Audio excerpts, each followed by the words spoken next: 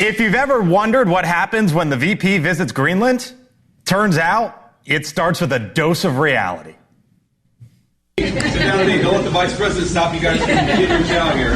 How we doing? It's cold as here. Nobody told me. JD Vance there joking about the weather, but bringing a no laughing matter message from the administration during his visit to a U.S. military base on Greenland.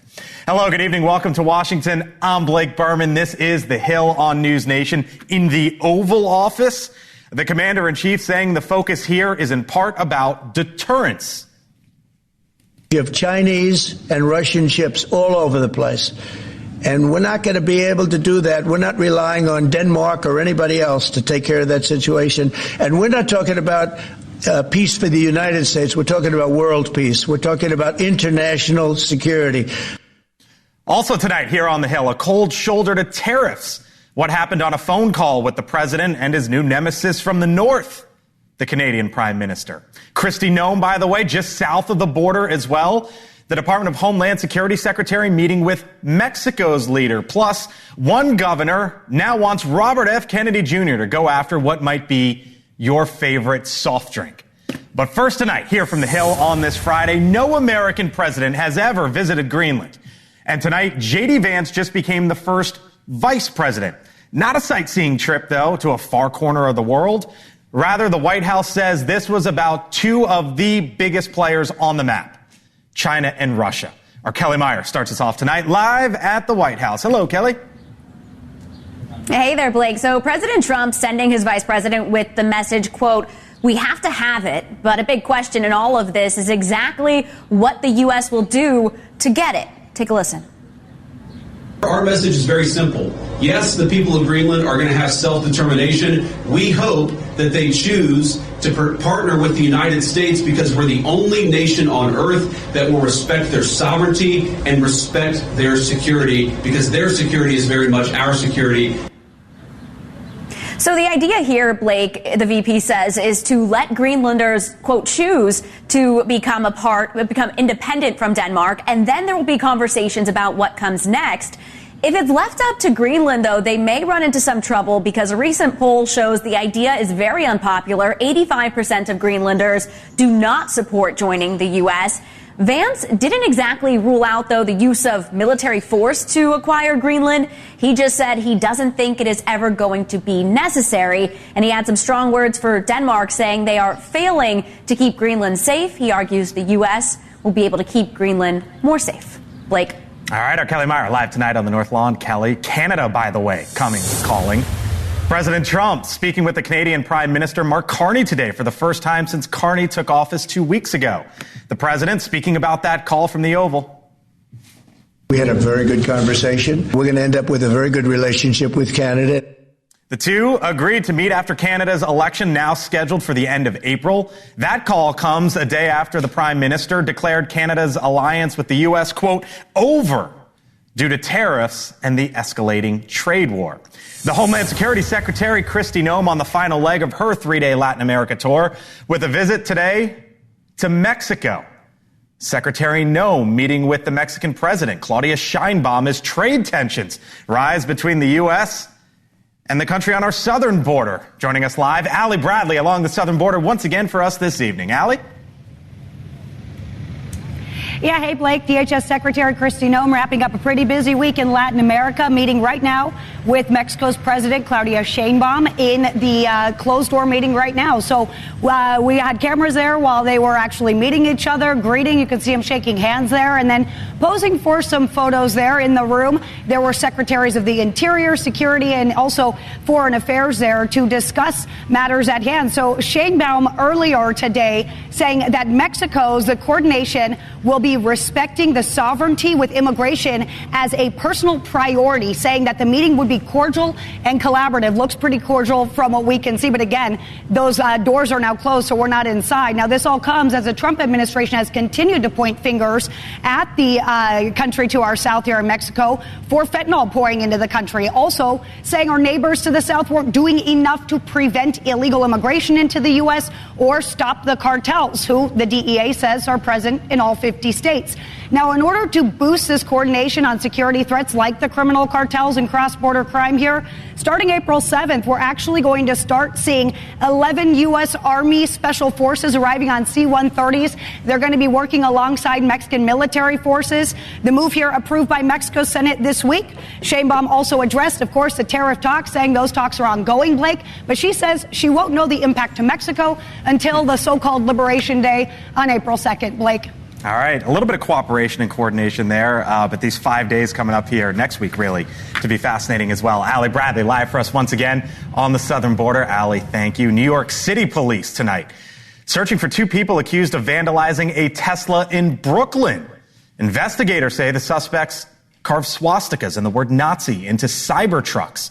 Tomorrow, what's being called a global day of action is being planned with protests against Teslas nationwide. Our Nancy Liu joins us live now from Southern California ahead of that weekend scene. Nancy? Yeah. Hi there, Blake. About 500 dealerships around the world set to become protest sites within the next 24 hours. Ahead of that, another Tesla takedown event tonight at this location, just northeast of Los Angeles. Employees tell me they are on heightened alert, along with law enforcement everywhere in the wake of widespread violence and vandalism. Over the past few weeks, the FBI is said to be monitoring an anarchy blog that's calling for more destruction. Organizers of the global action set for tomorrow, they are stressing peaceful protests, and the majority of planned demonstrations, they have been uneventful. But check this one out. Renegade actions continue. Police in Texas arresting a man who rammed his mini four-wheeler into multiple Teslas in Texarkana. Like the case in New York, there's footage of the incident since the Tesla was in sentry mode, and that's when it records video from multiple angles. Also this week, a major arrest after the fiery attack in Las Vegas. Police scoured surveillance and social media, tracking down a 38-year-old man with alleged ties to communist groups. Paul Kim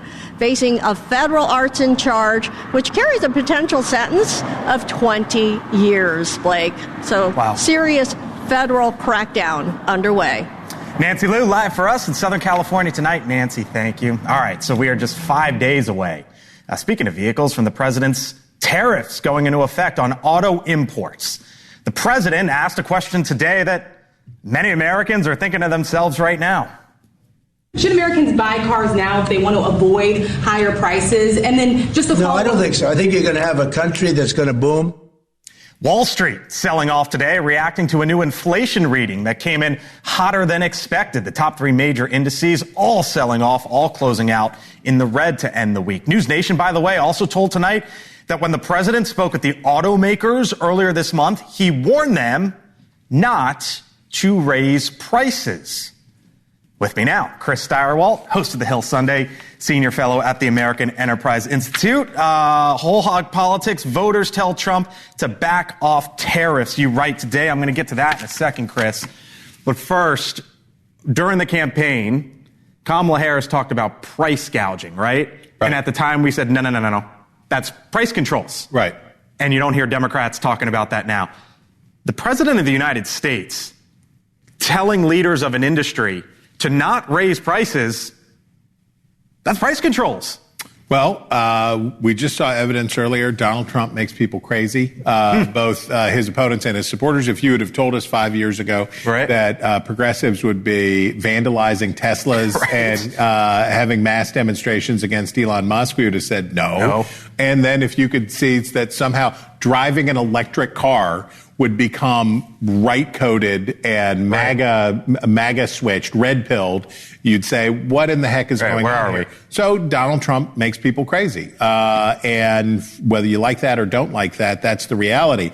Republicans, the free market party that learned the lesson with Richard Nixon in the 1970s. Price controls don't work. You can't tell the market what to do. The market tells you what it's going to do. The idea that these car companies would say, we're afraid of Donald Trump, Therefore, we're going to lower our shareholders' return on investment. Right. Seems far-fetched, but again, we've got hippies burning Teslas and people running their scooters into them, so who knows? Whole hog politics, the point of your article, and I wholeheartedly agree. No pun intended. Wholeheartedly? Yeah, Yes. wholeheartedly agree. Signal. I'm not saying that wasn't a story. Right, it's a huge story. But what the president is dealing with in the markets right now and what consumers and Americans are saying on tariffs, quote unquote, it's the economy, stupid. And that's really what we should be keeping our eye on. You saw the inflation number that came out today that tells markets that prices are, not only are prices not retreating, but that the Fed is going to be unlikely to cut rates. Right. Every 70% of Americans are now investors because of their 401ks and their IRAs. People watch the stock market. Yeah. They pay attention. There's a governing third in this country, about a third of the nation, that gets to decide every election because they're the people who are persuadable. Donald Trump persuaded them that he meant lower prices. That's what the sign said, right? Donald Trump, lower prices. Kamala Harris, higher prices.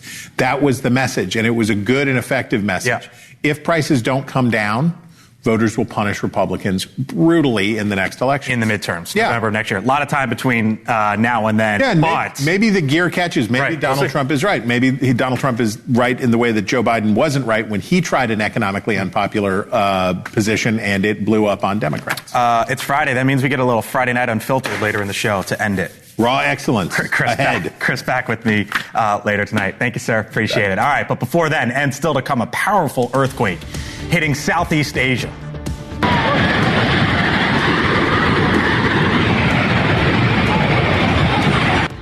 Just an awful scene there. Buildings collapsing, water falling from the rooftop pool. The latest on what's going on there. Plus, the vice president heads to Greenland. We do not think that military force is ever going to be necessary. We think this makes sense. The former ambassador to Denmark, Greenland was her portfolio as well, joins me coming up here on the Hill. What is the administration and the president thinking? She'll tell us. And place your bets, not on sports, but on politics. There is a boom in the prediction markets. What is going on there? I am speaking with the CEO of one of the fastest growing companies when we return. Welcome to Washington. I'm Blake Berman. This is the Center of Politics. You're watching The Hill. We're back and forth.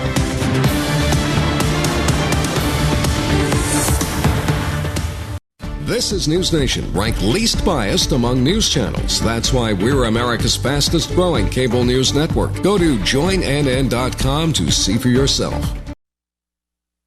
All right, welcome back here to the Hill on NewsNation. So how about this for a couple questions? Will the National Security Advisor, Mike Waltz, resign before May? Do you think DOJ will audit Fort Knox by then as well? Those aren't questions that I'm asking. Rather, if you're convinced of any of those and you want to put your money where your mouth is, you can do so on Kalshi. That is the blossoming prediction market where you can wager on anything from politics to sports to tech and science. It's caught the attention, by the way, of Donald Trump Jr. as well. He joined the company recently as a strategic advisor. Now, it's believed several $1 billion were wagered on the 2024 election. And in the days leading into it, for example, Kalshi was one of the most downloaded apps.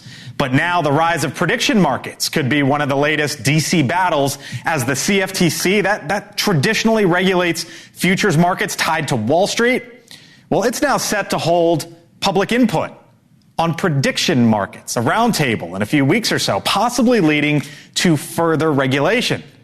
Look who we have with us tonight. Tariff Mansour is the co-founder and CEO of Kalshi with us here on the Hill. Tariff, thanks for being with us. Your company is fascinating. I appreciate the time.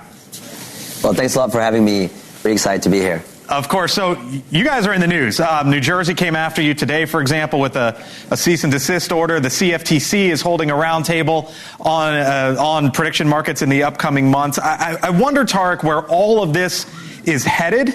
And at the federal level, what do you think happens with prediction markets like Kalshi? Yeah, I mean, look, I think the way to answer that question is to look at the company's history. So Kalshi is the largest prediction market in the world today.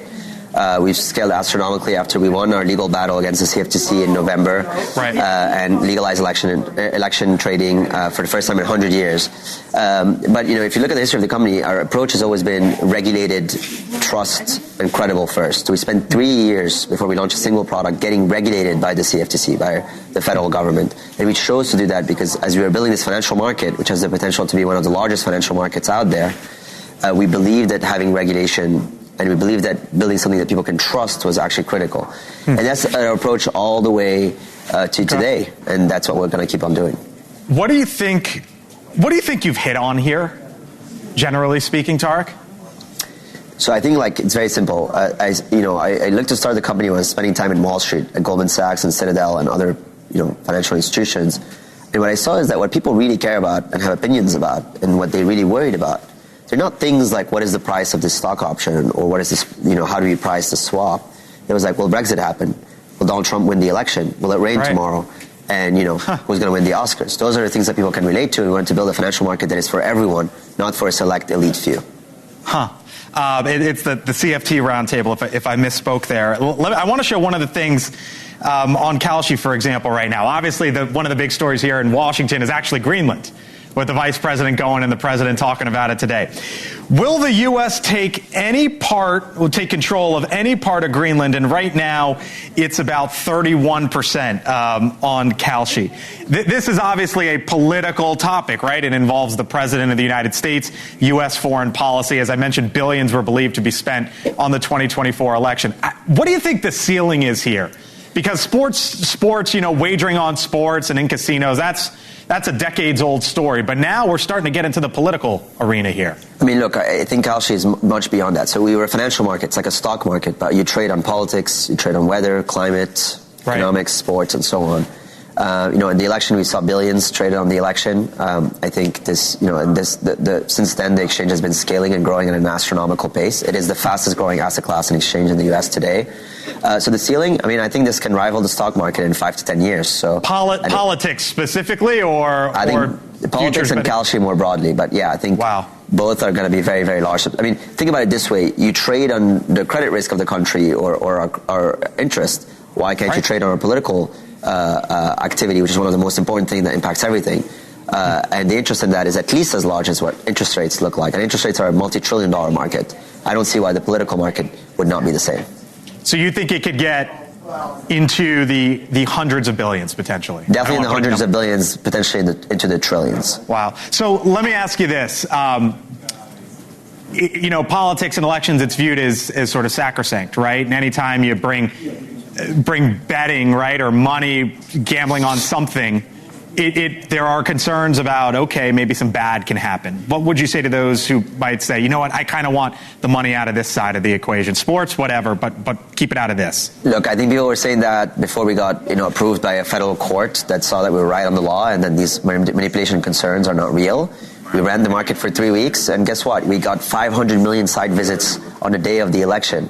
Do you know why? Because people were trusting these markets more than they trusted the news that was polarized, the polls that were obviously very, very polarized, and they were breaking. The way I put it is this was the most credible, trusted source of truth. And the only one that you think this is the pulse of the American electorate? I 100%, because people are putting skin in the game behind their opinions in a way that they don't in polls. That's why polls are being manipulated and they're biased. So that's the really only source of truth. These things are actually enhanced our democracy and enhanced perception of democracy, because that's what people were trusting when it came to the election, and they were right. They were actually accurate. So all these claims, the evidence is against them. And I would say, look, money is already in politics. There's billions of dollars that were spent on the last 2 campaigns. Yeah. This is pretty negligible when it compares to that. So let me ask you, will the U.S. take control of any part of Greenland? No, you don't have to answer that. You don't have to give me your opinion. I let the market decide. I would say 31%. You'll let the market speak. There you go. I guess that's what makes markets, right? Tariff Mansour started and is the CEO of Kalshi. It is a fascinating company, one to keep an eye on, with us tonight here on The Hill. Have a great weekend. Thank you, sir. All right, still much more ahead here on The Hill. The vice president returning from Greenland. So what do you think it's like spending time there? And why is President Trump so focused on it? The former ambassador to Greenland joins me on the other side of the break, and he wants to make America healthy again, as he puts it. How Secretary Robert F. Kennedy Jr. is now going after what might be your favorite soft drink. And who could be impacted when The Hill returns?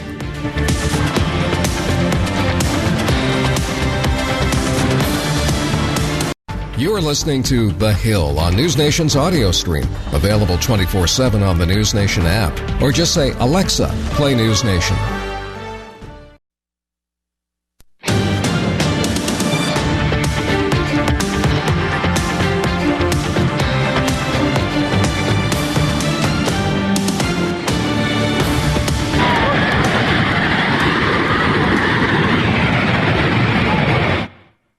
Just a devastating scene in Southeast Asia today. A 34-story skyscraper under construction toppling to the ground in Bangkok. A 7.7 magnitude earthquake rocking parts of the world there. Emergency crews tonight continue to dig through the rubble searching for the missing. A live look right now. Bangkok, Thailand. More than 140 people dead in Myanmar as well, Thailand as well. But the death toll there, as you might imagine, and is always the case in scenes like this, is expected to rise.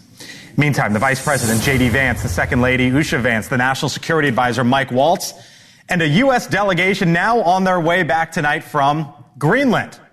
The Vice President essentially ruled out military action while addressing U.S. service members.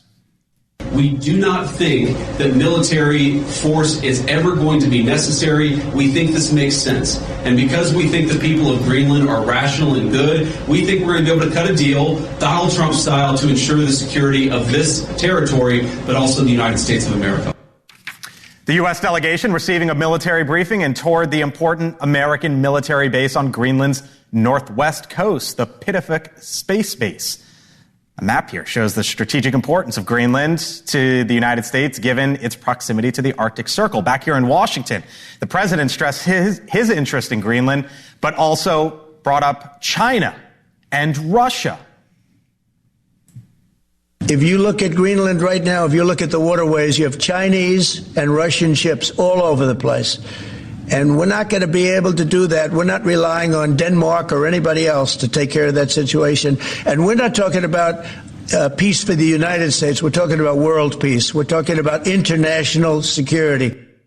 The Russian president, Vladimir Putin, acknowledged President Trump's interests in Greenland, saying, quote, "It is a profound mistake to treat it as some preposterous talk by the new administration." Back with me now here on the Hill, Carla Sands, the former U.S. ambassador to Denmark and Greenland in the first Trump administration. Always nice to see you. Thanks for being back here, Carla. Great to see you, Blake. Thank you. So when you were the ambassador, this and the president brought this up in the first term, it was kind of like, ha, laughed it off. What's Trump thinking? You thought this was serious the whole time. And today the president brought up China and Russia. How do you view this? It's 100% about China and Russia, countering our adversaries. President Trump is looking at the Western Hemisphere and saying, things are not in a good place. The American people are not secure. Let's make sure Greenland's secure, the Panama Canal, and the Caribbean, South America, and Central America. And that's why you see so much attention on our hemisphere. So you say it's 100% because of Russia and China. I'm guessing it's not a 50-50 split. How does that shake out? So Russian submarine and ship activity is very big in the region. They're cutting the undersea cables. That's all open source. China has a lot of activity in their ships, but mostly it's economic coercion. They tried to bring Greenland into their Belt and Road Initiative, but what's happened now is a missed opportunity for the best diplomatic experience that Greenland has ever had.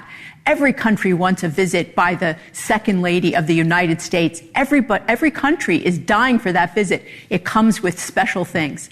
And Greenland had invited Usha to come to the biggest event in Greenland in the whole year, their dog sled race. And they had offered her to wave the flag. Right. So she was going as a family. It was exciting. And then this got walked back a little bit, right? Well, Denmark's government has pushed Greenland so hard and scared them so much, and it's really a shame because Denmark's treating the Greenlandic people like children. They've never developed Greenland. They can't defend Greenland. They've never tried. So it's really, it's a shame what's happened. So that's the argument that the vice president was making today, in part, when we heard him there. But the polling shows the folks there are basically saying, U.S., take a hike here. You've told me before you think a deal, and we heard that from the vice president today, eventually comes about it. What would a deal look like, especially when it involves a group of people who are basically saying, get out of here? Well, I don't know if you saw the video that President Trump dropped today about the United States and our relationship with Greenland. We occupied Greenland during World War II, we secured it, and we stayed until the end of the Cold War in the 90s. And so then we shut down our bases, we basically handed everything over to Denmark and walked away.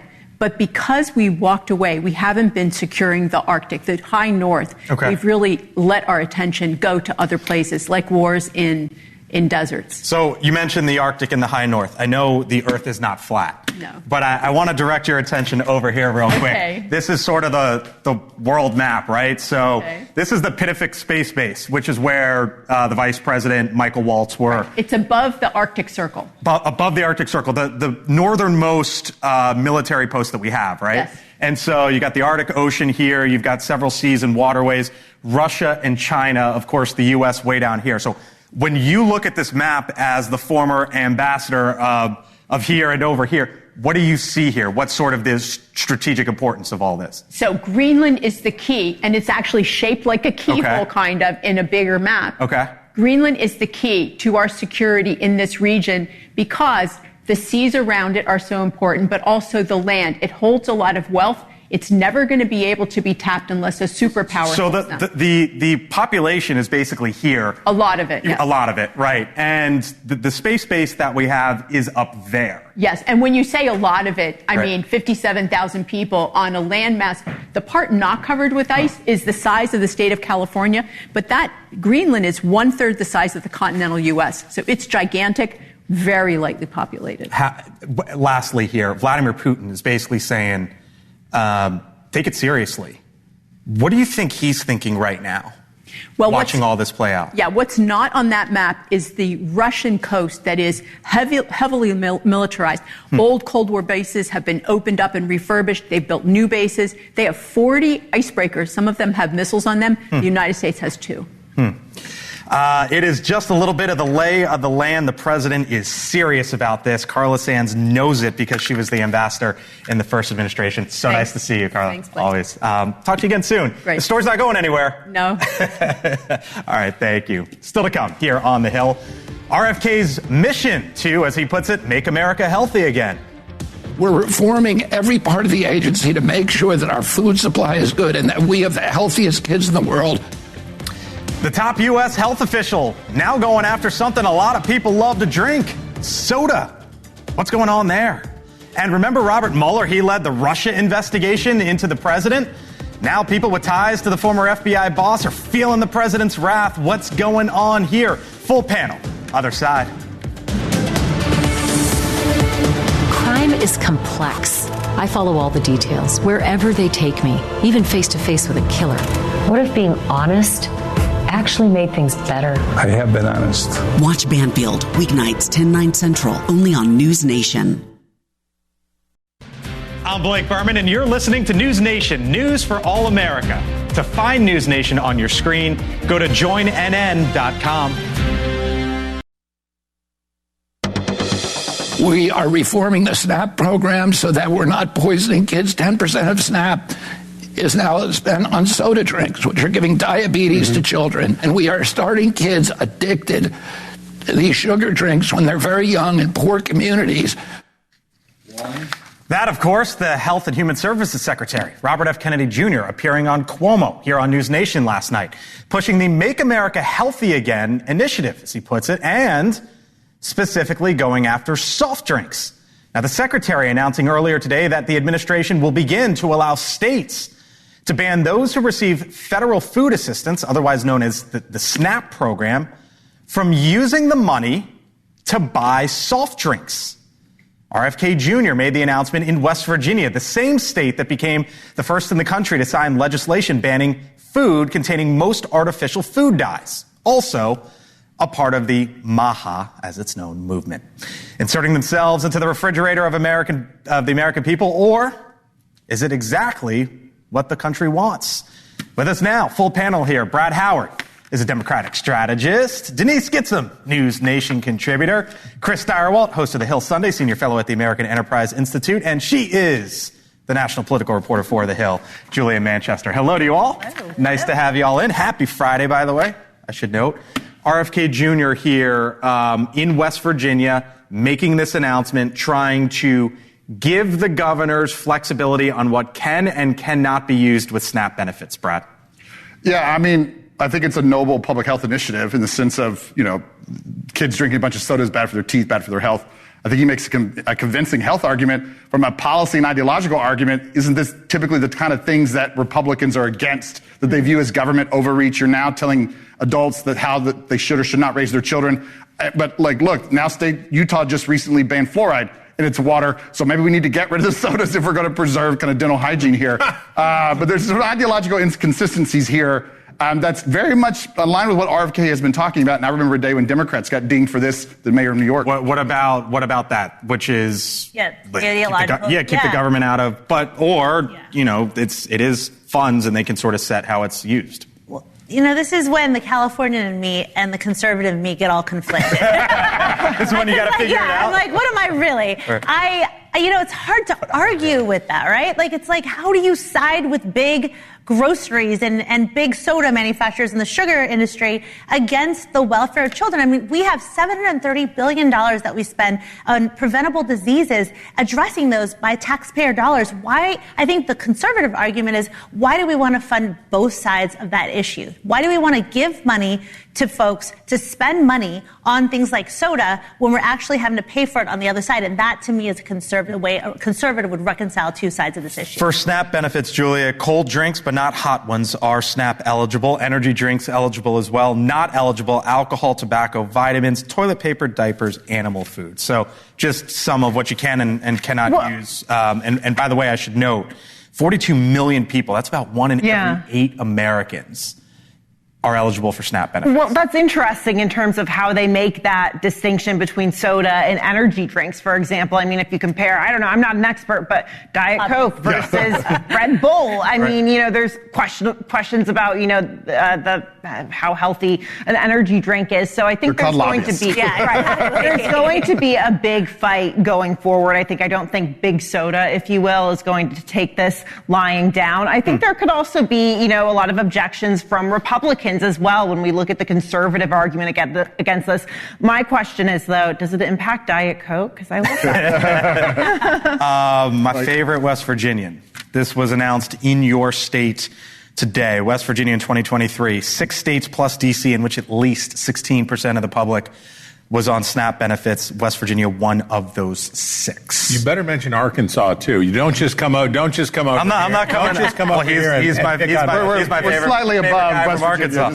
I'm not picking on your. I'm not picking on your state. Well, I'll find some numbers, but obviously this is a welfare program. This is supplemental nutrition, and this is targeted to make sure that kids don't go hungry. And that's why this exists across Appalachia and the Ozarks. There are a lot of sad stories to be told about how people use soda pop as currency, right? So they can buy a bunch of Mountain Dew, and then they can sell it back to the store, and then they can get hard cash out of that. This is a program that is well-intentioned, and it has never worked the way that it was intended to work because it's hard to get the food down to the people who need it.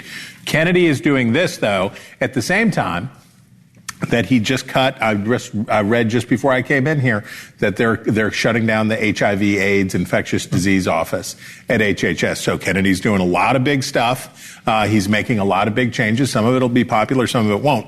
In West Virginia, in Arkansas, in Kentucky, what are all those states? Those are all big red states. Do people accept this as well as cuts to Medicaid, as well as cuts to the way that Social Security is administered? We'll see. By the way, tee up real quick what Robert F. Kennedy Jr. said today in West Virginia to that state's governor. Morrissey. Vicious. I got to know, I said to Dr. Morrissey, or Governor Morrissey, the first time I saw him, I said, "You look like you ate Governor Morrissey." A little bit. Brutal. Ouch. But shaming to come from Washington and come to West Virginia and say, "Hey, fatty, you're so sounds like a tiger." I mean, like Trump did this to Chris Christie and no more Oreos for you, Chris. No more Oreos for you. But don't let him see Jim Justice or the. But the other thing too to keep in mind here, like what state produces a lot of the key ingredients, the sugar that goes into the soft drinks? Iowa, and then you get the sugar industry, which is Florida. These are two really important states. All right. Meantime, two big law firms filing suit against the administration. Their goal to stop an executive order signed by the president that targets them as threats to national security.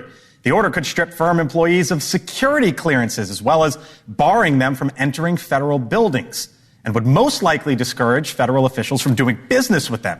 Now, the firms in question have been targeted by the president for having, quote unquote, weaponized the legal system, that they have hired lawyers in many of the investigations against the president in his first term. Two other firms targeted by the president have already struck deals to appease him. Trump, for example, relaying today that one of them agreed to provide $100 million in pro bono legal fees. Denise, got your law degree? Yeah, I was a lawyer there. On one end, you could say this is the art of the deal. Yeah. This is going after someone and getting something out of it with starting with nothing. On the other, you could say, wait a minute, do you want the president of the United States targeting certain businesses one by one because of what he feels they did to him?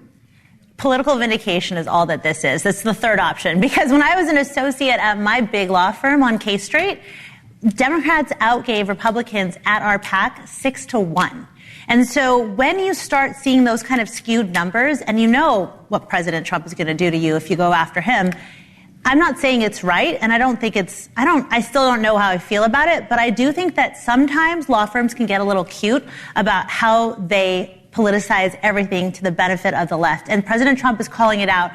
I think that there might be a constitutional issue in the terms of how we are able to represent. Like, it's a professional responsibility issue, but there's also codes. I'm still a DC bar member, and there's still parts of the professional ethics that I think you could arguably say, hey, look, you've knowingly misled or, misrepresented something when you come after the president in certain ways that are so political. This is going to the Supreme Court. No, right? absolutely. Oh, absolutely. Yeah. Right. And there's been questions, I think, when it comes to the First Amendment.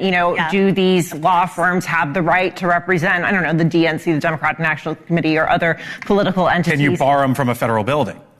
Questions like that. Questions like that, right. Absolutely. Right. Not certainly based on, ideology. I'll say two things. One, this is more about vindication. This is vindication, but also consolidating power, because right now, the biggest threat to Trump agenda is the court system, because they're going about it in ways that they're not quite sure. They're not doing the work you need to do beforehand, and they're just rolling the dice with a lot of these. And then I think number two is, I think what you talked about was the bar. The bar is an entity set up to self-regulate and protect the industry and the ethics therein, which is how this should be done. It's not up to the president to dispatch the DOJ to go and investigate someone that's being mean to him. The bar doesn't self-regulate because it often protects its own. So but I'm saying that's the idea. One of the reasons why this is likely probably going to the Supreme Court, Chris, is because once a president sets this example and it swings back to the Democratic Party and that president doesn't whatever, fill in the blank, and that president then goes after a certain individual or industry, then you've got this back and forth. When you give legislative authority to the executive branch and the president wields that power, that utterly unconstitutional power,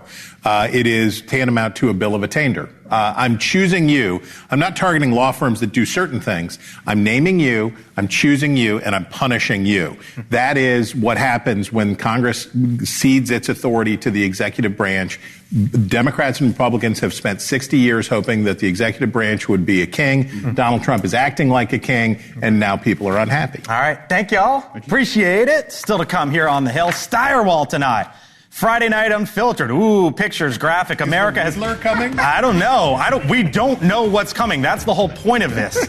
And you'll get Chris and I unfiltered on the other side of the break. And coming up on Elizabeth Vargas Reports, a grandmother and her veteran husband locked up tonight in a Mexican jail, accused of swindling the company that ran their timeshare. What's going on there? 8 minutes from now here on News Nation. But on the other side of the break, it's Friday. It's a Friday night. Steyerwalt and I are unfiltered.